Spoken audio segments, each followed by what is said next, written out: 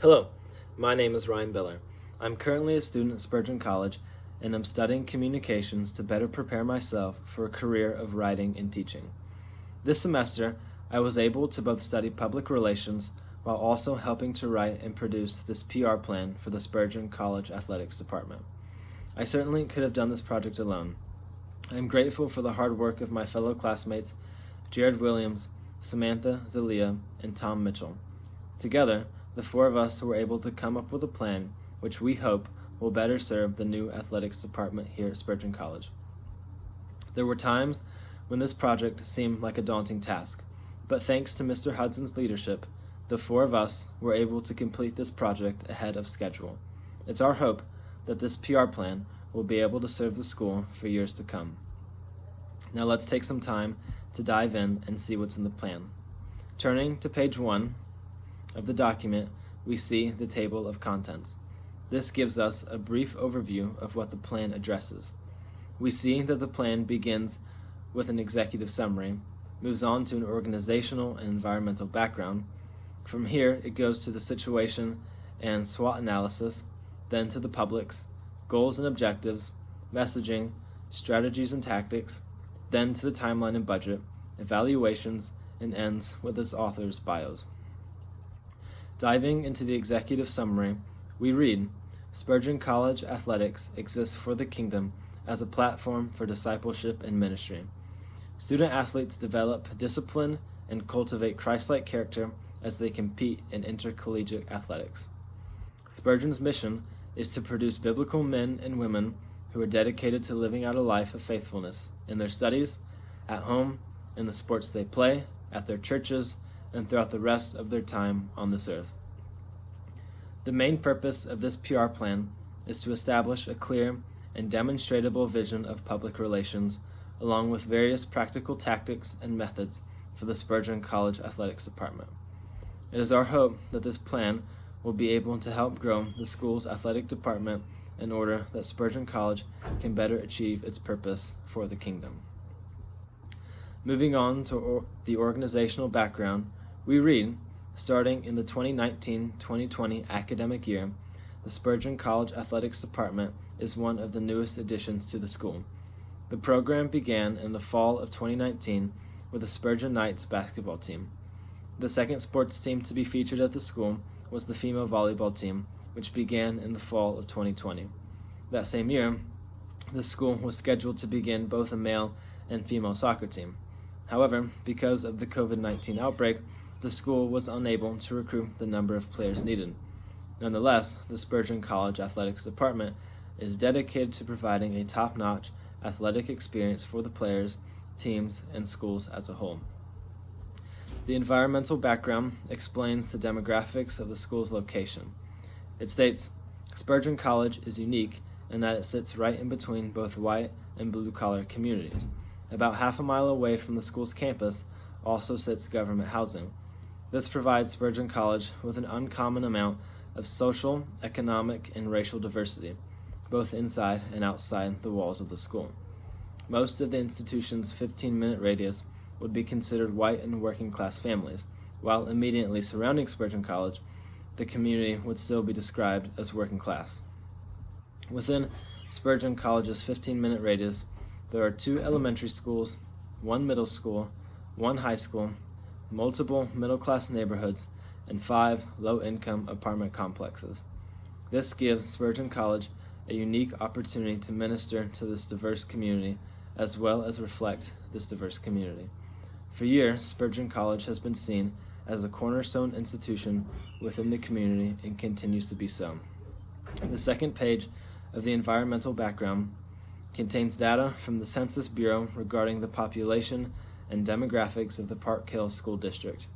This data was chosen specifically because Spurgeon College lies within the municipality of Kansas City, but better reflects the demographic data of the surrounding school district. Going on to page 6, the plan moves on to its situation analysis. Here we are given the 3 main situations that this plan seeks to improve upon. It says, number 1, improving annual recruiting numbers. With starting a new athletic program, the school needs recruiting to keep the program alive. Recruiting has its own challenges. With a Christian foundation, the Knights have a specific pool they are choosing from. This makes the options of potential athletes smaller than one of a secular university. Spurgeon College exists for the kingdom, with their main factors to glorify God in athletics. Therefore, when recruiting athletes, the Knights are more concerned with character than ability. Increase overall turnout at games and events. Turnout and enthusiasm are paramount within a healthy athletic program. Not only do fans provide the financial backbone of the program, but it is their commitment to coming to these events and games that produce the morale needed for the players. It has come to the attention of the Spurgeon College athletics program that both turnout and enthusiasm of the program is missing. To provide a solution to these problems, this plan will go over several ways to raise both of these missing factors. Number 3, improving overall knowledge of the program. Attendance at our games needs to improve. The teams and the coaches will function on a higher level through fan, or our public's, participation. Involvement and participation is key to creating an atmosphere that brings in the respective sports fans. Fans want to feel the importance of their part of winning a game because of their participation as well as their involvement in promoting their team. The fans, our publics, can be and will be drawn into a deeper and stronger relationship with their team through actively engaging with the team building events. Following this, the SWOT, or SWOT analysis, goes over the current strengths, weaknesses, opportunities, and finally threats of the program. Under strengths, we read 1. One of the program's greatest strengths is its dedication to gospel-centeredness. 2. The team's commitment to providing accountability partners amongst the players. And 3. Positive attitudes on and off the courts with both players and coaches. For current weaknesses, we see the program has a lack of interest amongst the school, a lack of name recognition within the community, and low annual recruiting numbers. The opportunities include potential for growth in recruiting, opportunities to expand the program's name recognition, and potential for higher turnouts at games and events. Finally, the threats include COVID-19, injuries, and low recruiting numbers. Next, in the plan, we read about the publics, or those we are trying to engage with, to improve upon our current situations. The first set of publics we read about are those within the school. Here we read the members and those within Spurgeon College are our primary publics. As a Christ-centered school, we want our members to be well loved, well taken care of, communicated with effectively, and heard sincerely. We want those within the school to know and understand our message and mission. If our students know and understand our mission with clarity, they can then be equipped to better serve Christ and his kingdom. The second set of publics that this action addresses are those within the community. We read, as a school with many different kinds of people in the community, we want to reach out to as many of them as we can. We want our community to know what we are about. Spurgeon College views itself as a dedicated, humble, and community-focused school that above all values the Word of God.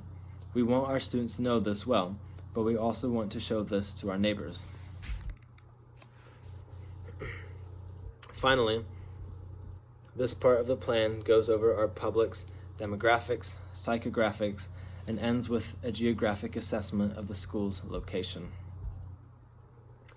Moving along, we see that the next section of the plan deals with our goals and objectives.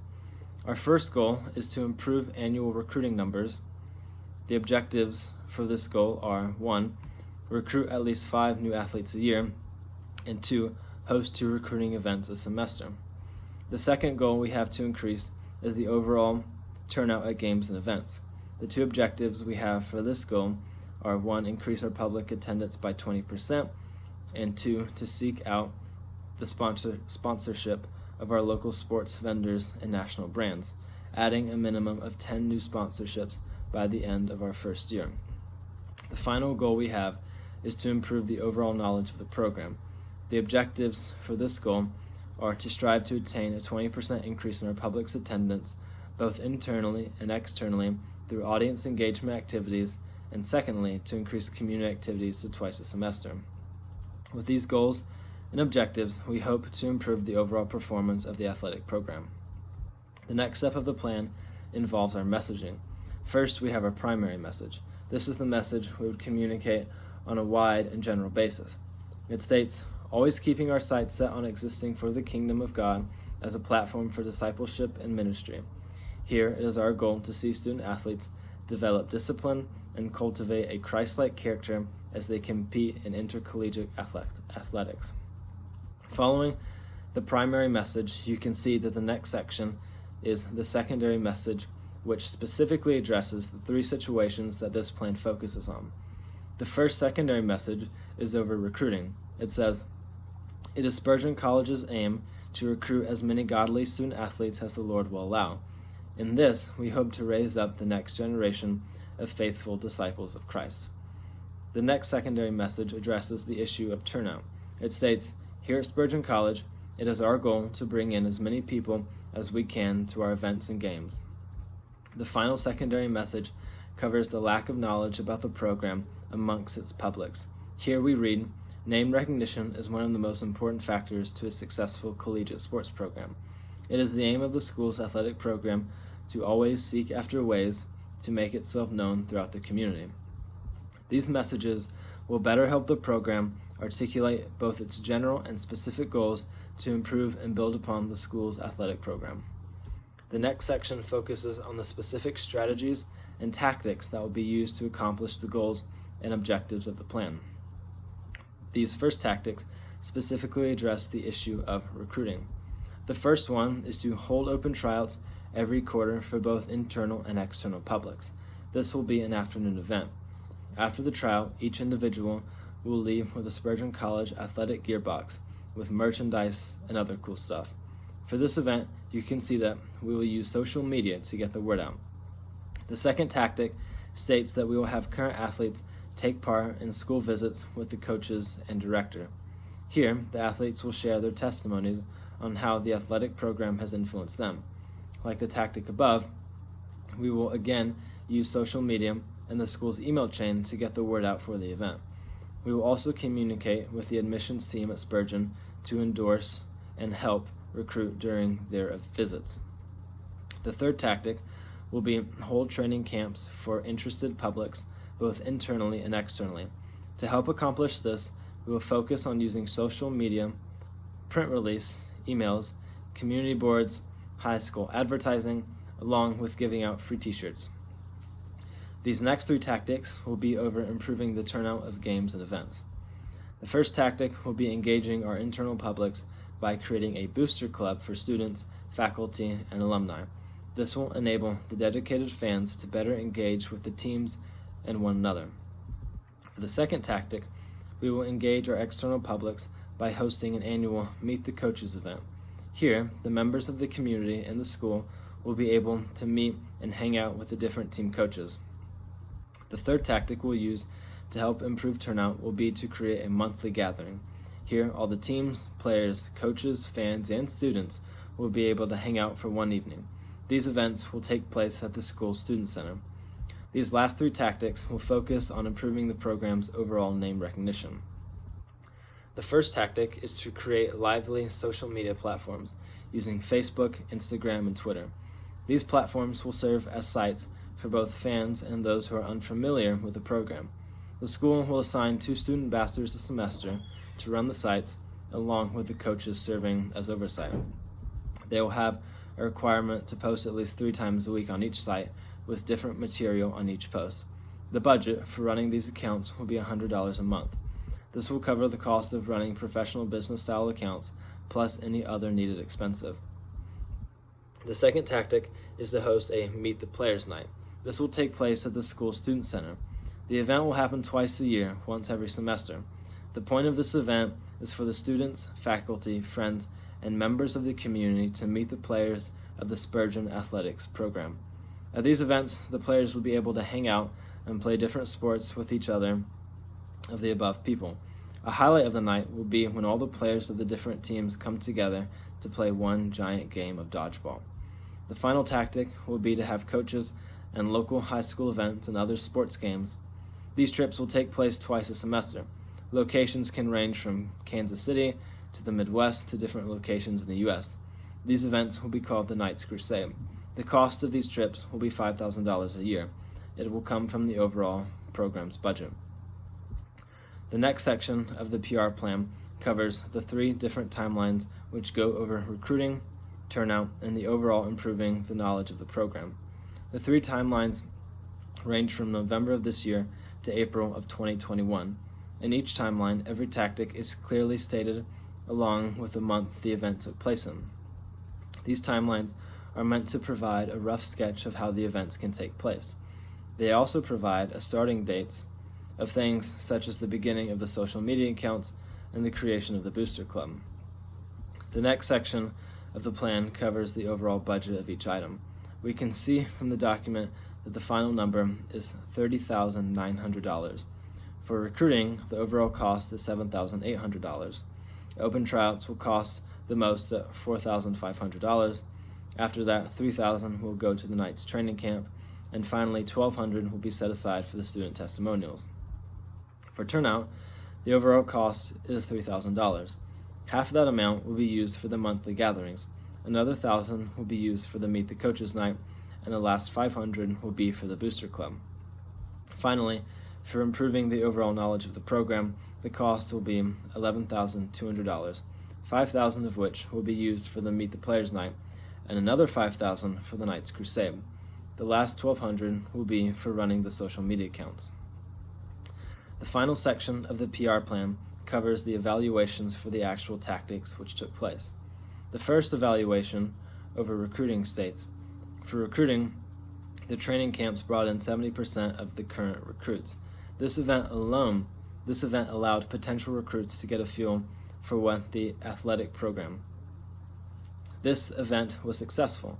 To improve, we would keep the structure of the training camps, but we would add more in the Knights gear to give away. For recruiting, the tryout days were a hit and miss. Because of travel for external potential recruits and current classes for internal recruits, not every tryout day was successful. Therefore, the program will look at different dates and times of the year to hold tryouts so it can accommodate more to people's schedules. We will keep the same plan, but make schedule tweaks to better accommodate travel and academic schedules. An option of this would be to give a survey to the potential recruits internally and externally. We would also consult with the coaches on their thoughts for this since they have all played collegiate sports. Overall, we would keep the plan, but just tweak a couple of things with the tactics that did not reach their goals and then add to the successful tactics. The second evaluation over turnout says, following the implementation of our strategic plan to increase the engagement of both our internal and external publics, we have documented an increase in both. Using post-event surveys and ticket sales metrics, we found that our internal public's awareness and attendance to be up by 18.5%. Using the same metrics, we found that our internal public's awareness and attendance to be up by 7.5%. Overall, the Booster Club and monthly gatherings are going well. Currently, there are 24 members of the Booster Club and approximately 30 to 40 people who come to the monthly gatherings. The first ever Meet the Coaches night was a big hit and drew a crowd upwards of 400 people. The last evaluation over improving the overall knowledge of the program says, the social media accounts have reached modest success. After being turned over to the school's student ambassadors, the accounts have reached up to 3,000 followers per page. There are different pages for the basketball, volleyball, and soccer teams. The platforms span from Facebook to Instagram and Twitter to YouTube. We're excited to see the continued reach of these accounts. The first annual Meet the Players Night was held last semester, and it was considered a great success. All the players of all the teams were present. There were more than 300 people at the event. As of now, the Knights Crusades have had minimal success in raising the name recognition of the program. Nonetheless, the school has sent its coaches on 2 of these trips. Despite not having much long-term success, these events have all gone very well. The coaches have said high remarks of both events. The closing pages of this plan are devoted to the student bios. I would like again to thank my fellow students who helped put this project together. I would also like to thank Mr. Hudson for his dedication to keeping this class on track when it strayed far from the aim and objectives of the class.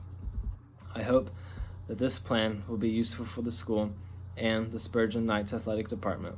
It is our hope that this plan will translate over to real-world goals, objectives, and tactics which will better serve the school as a whole. Thank you.